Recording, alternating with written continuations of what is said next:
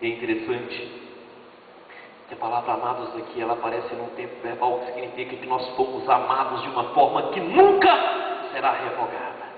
Glória a Deus. Ou seja, uma vez que Deus nos amou, Ele nos ama para sempre.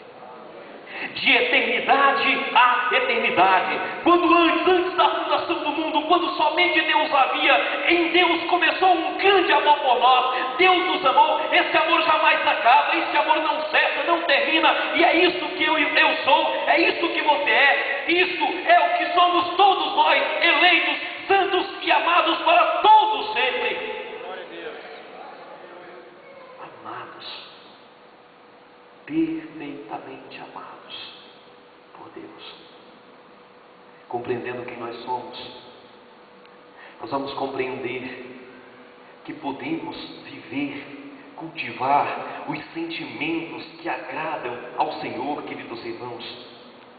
Na compreensão de si mesmo enquanto filho de Deus, o cristão poderá nutrir os sentimentos corretos pelos seus irmãos em Cristo. Como amado de Deus, ele deve manter os sentimentos destacados nessa porção do texto: misericórdia, bondade, humildade, mansidão, longanimidade. Essas coisas precisam estar presentes em nossas vidas para com todos aqueles que a nossa semelhança são eleitos, santos e amados.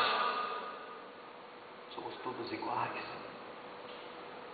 todos alvos do amor eterno de Deus, todos separados por Deus para fazer parte da sua família, da sua igreja, do seu corpo, inseridos no seu reino.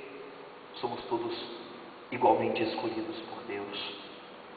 Assim sendo, só nos resta cultivar esses sentimentos que aqui são: a misericórdia, a capacidade de sofrer com os que sofrem, a bondade, a capacidade de fazer sempre o bem para as pessoas e jamais trazer o mal, a humildade, ou seja, sempre pensar de nós mesmos muito menos do que aquilo que de fato alguém possa pensar que somos.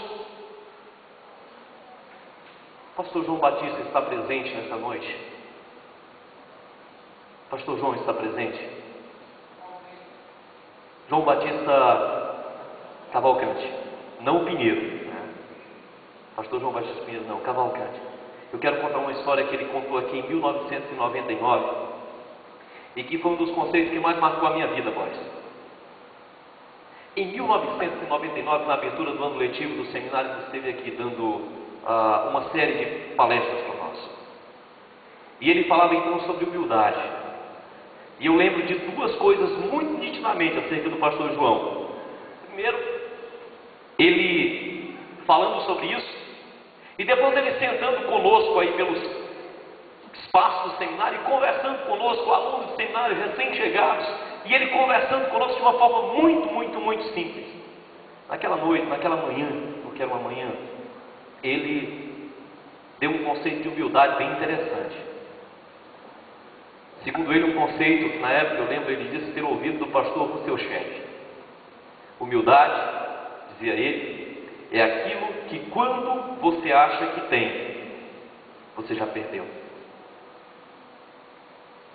Ser humilde significa nunca pensar que se é grande. Não apenas da boca para fora, mas é nutrir no coração um sentimento e um reconhecimento da nossa insuficiência, de que nós somos pequenos. Humildade é aquilo que quando nós achamos que temos, nós já perdemos. Não é aquela nossa brincadeira de sala de aula, né, boys? Onde a gente brincava dizendo: eu me orgulho dessa humildade. Não cabe isso.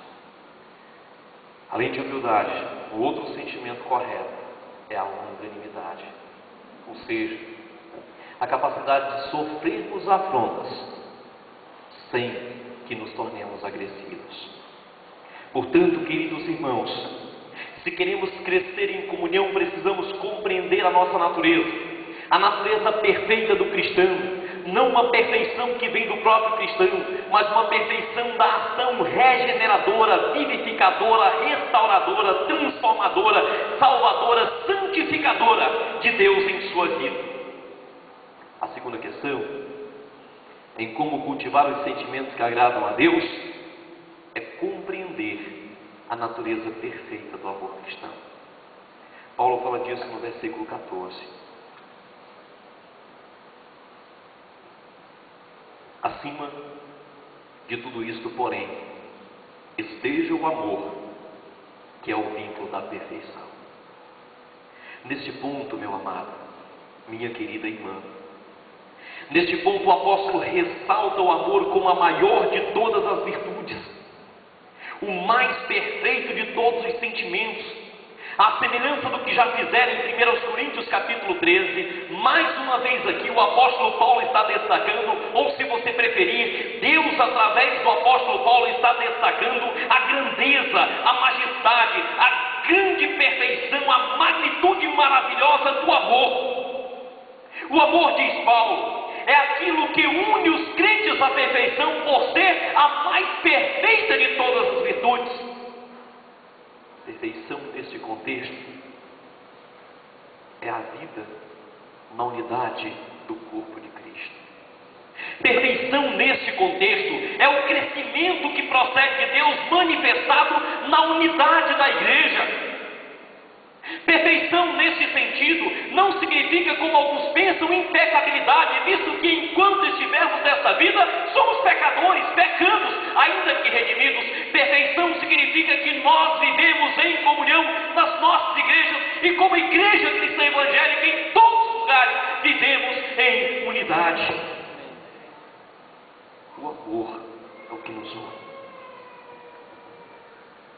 O amor é o ligamento que mantém o corpo com a capacidade de se locomover, agir, cumprir com suas funções.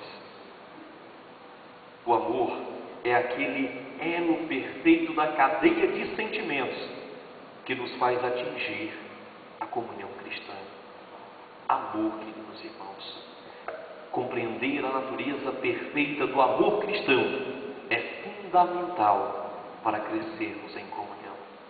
O crescimento que procede de Deus é um crescimento no amor. Mas Paulo não fala apenas de sentimentos, de cultivar sentimentos que agradam a Deus. Paulo fala também de cultivar atitudes, visto que sentimentos sem atitudes nada são. Na verdade, sentimentos sem a manifestação por meio das atitudes não passa de inutilidade. Eu tenho a alegria de ter hoje comigo aqui nessa noite a minha esposa. A minha esposa é uma mulher muito linda. E eu a amo. Mas imagine você, se eu estivesse dizendo isso agora aqui, e a nossa vida em nossa casa fosse completamente diferente disso. Destoasse disso.